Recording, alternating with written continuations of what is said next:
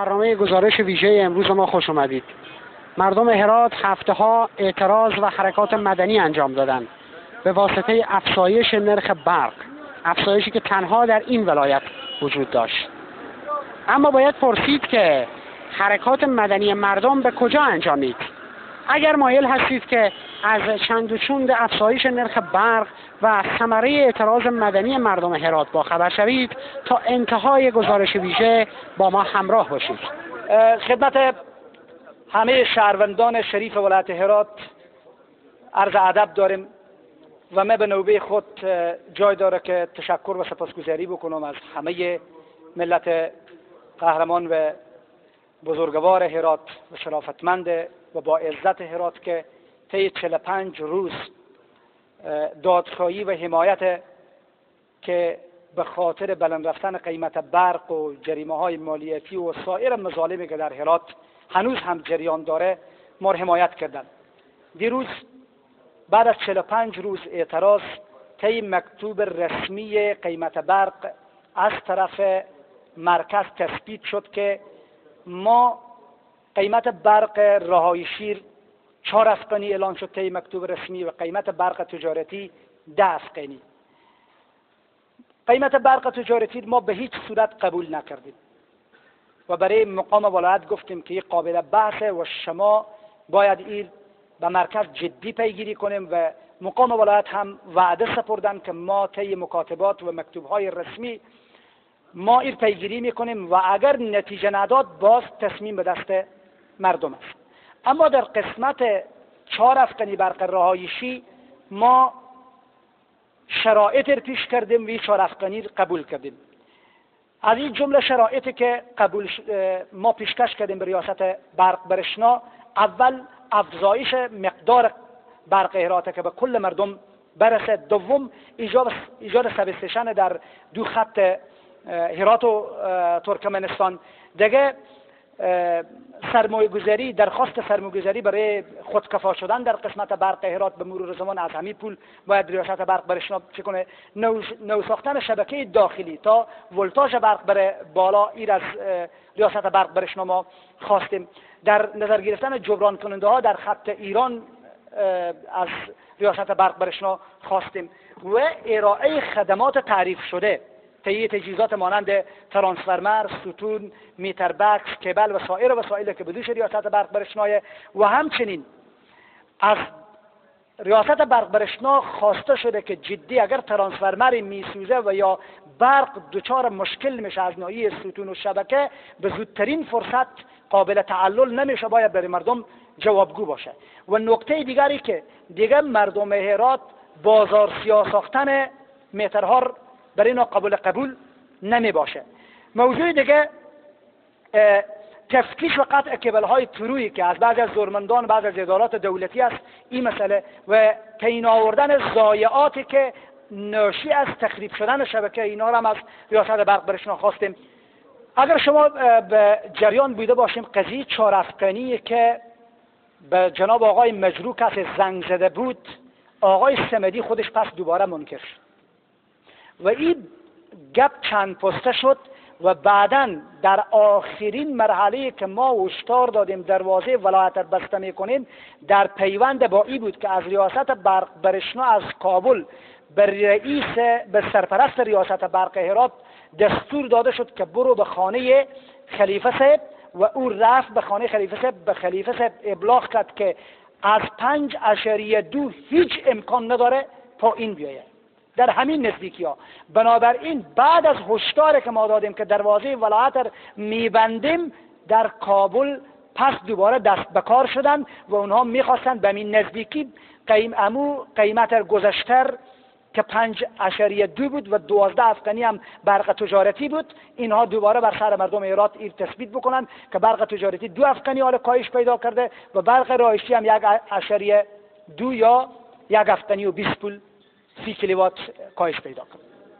الله جل شانه برای همه ما توفیق عنایت بکند تا در مسیر ادای حق بندگان الهی بر اساس آموزه ها و دستورات دین اسلام حرکت بکنیم. حرکت اعتراضی مردمی که از 45 روز قبل از مسجد جامع خرقه شریف به همراهی علما، وکلای گذر، شوراهای مردمی آغاز شد. امروز تا به حدود به بعضی از نتایج خود رسیده است. جا دارد در اینجا ما از مردم شریف هرات، مردم عزیز و بزرگوار هرات، از وکلای گذر، شوراهای محل، علمای عزیز و بزرگواری که در این 45 روز وقت دادند و با صدای اعتراض و دادخواهی مردم هرات بلند کردند و به گوش کسانی که مسئول بودند رساندند تشکر بکنم. الله جل شانه برای همه از اونا جزای خیر بدهد و خداوند تبارک و تعالی این توفیق عنایت کند برای ما تا روزی که زنده هستیم در مسیر برآورده کردن حقوق مردم و انسانهای مظلوم سعی و تلاش بکنیم.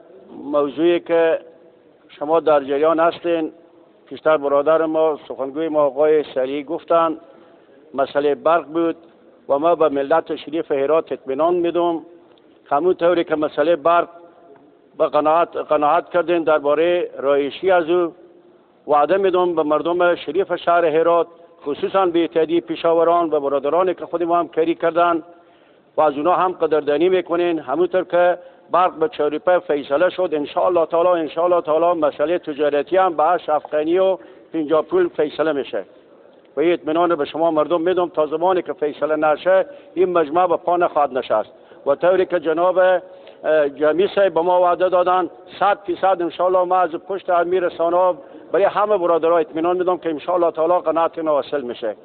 و درباره مسئله هاب ان شاء الله تعالی قراره که اگر خواست خدا باشه فردا به مشکل هاب رسیدگی بشه و بعد از او به مستعفیت به تمام مسئله هایی که در هرات حال جفا شده ان شاء الله تعالی این مجمع شورای علما و وکلای گذر و نهادهای مردمی، پیشاوران، اصناف تمام دست و دست همدیگر دادیم و این مجمع ان شاء الله تعالی طوری که از داخل می خرقه مبارک به وجود آمد ان شاء الله تعالی ختمی هم به می خرقه مبارکه که ان شاء الله تعالی پایان نمیافته. این مجمع شد که تمام مشکلات هرات هر کس که مشکلات در هرات داشته باشه، هر باب صاحبا که از دریاجات آمدن، تمام برادرها ان شاء الله تعالی پشتیبانی اخبار اعلان کردن و این مجمع همیشگی برای هرات است.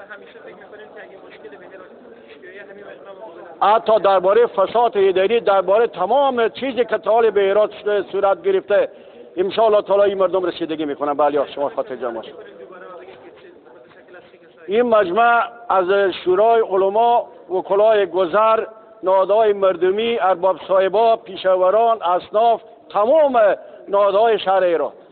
این جانب وحید احمد یک تن از وکلای گذر ناحیه 12 شهرولی گذر جنوب مفخرالدین رازی. حدوداً 45 روز میشه که تمام اقشار مردم هرات از جمع وکلا و نهادهای مدنی، شوراهای جمعی از شوراهای حدوداً 45 روز میشه که اعتراضاتی در پی داره که حدوداً دو روز هم اعتصاب بود، تمام دکانهای شهر بسته بود و ثمره این بعد از 45 روز حالا به توافق رسیدیم که پول برق رهایشی به حدوداً به 4 افغانی ما قبول کردیم و برق تجارتی هم به 10 افغانی ما قبول نکردیم. گفتیم از 8.5 افغانی بیشتر باشه ما اعتراضات ما ادامه داره. فعلا خیمه ما به چیز مقام ولایت گفتم به شما خیمه جمع کنیم به 2 روز دیگه ما برق تجارتی هم به 8.5 افغانی با ریاست برشنا برق به توافق میرسیم و شما خیمه خود جمع کنیم. ما گفتیم اگر به 2 روز باشه مشکلی نداره، اگر مشکل ما حل شد که خوب، اگر نشد دوباره هم ما خیمه خود برپا میکنیم و پول مستفیات هم باید پایین بیایه و پول آب هم باید پایین بیایه. اگر اینها به ثمر رسید که خوب، اگر نرسید دوباره ما اعتراضات ما ادامه داره. فعلا که به یاری خداوند که به خشونت کشیده نشد و به اعتراضات مدنی به توافق رسیدیم. به حدوداً مقام ولایت به ما وعده های سپردن که چون که قبلا هم وعده سپردن که ما به پول حدوداً 1 هفته شما صبر کنیم که ما برق پایین میاریم. به این وعده خود عمل کردم. اگر به این 2-3 روز دیگه که به ما وعده دادن اگر کلا پول به حساب جریمه های مالیاتی و مصرفیات و از آب هم پایین آمد که خوب، اگر نیامد این امکان 100% داره که مردم به خشونت حرکت کنن و خیلی یک چیز خوبی، عاقبت خوبی نخواهد داشت.